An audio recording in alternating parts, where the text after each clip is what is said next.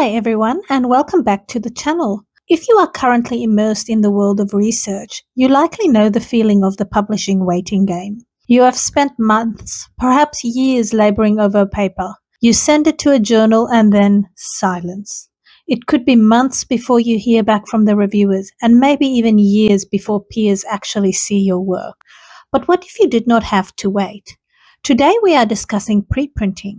In simple terms, a preprint is a version of your research paper that you share publicly before it undergoes formal peer review. I now routinely put my papers up as preprints before submitting them for peer review. For me, preprinting is about academic agency. Think of it as an open rehearsal of your paper. You are putting your ideas onto the stage while they are still fresh, allowing the academic community to engage with them in real time. This way you can get early feedback and exposure of your work. When posted properly, preprints are also given DOIs, are indexed in databases like Google Scholar, and can be cited. This means it increases the impact of your work from the very beginning. Furthermore, preprinting is an act of equity. It ensures that my research is not hidden behind a paywall. It allows people everywhere in the world to access my findings immediately. This increases not just future citations, but the actual real-world impact of my work. Now, I know what you might be thinking. Is this process safe?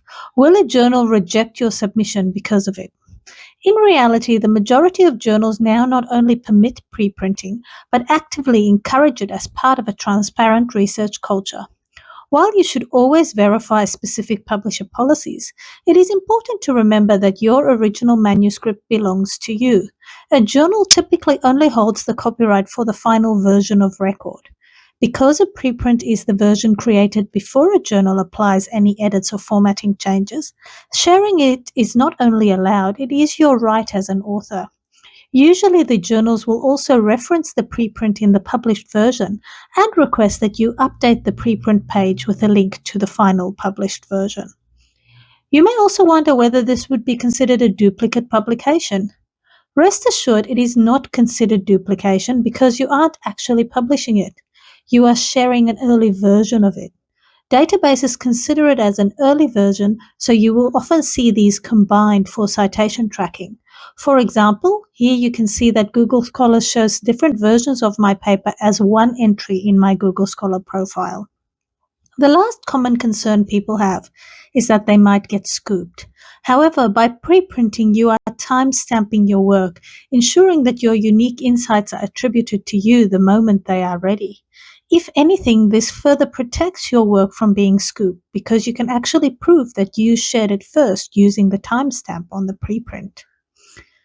So remember that preprinting invites us to move away from the perfectionist model of publishing and towards a more collaborative, transformative way of creating knowledge.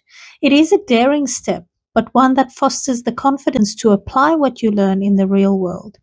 Remember, your voice deserves to be heard now, not just in 2 years' time.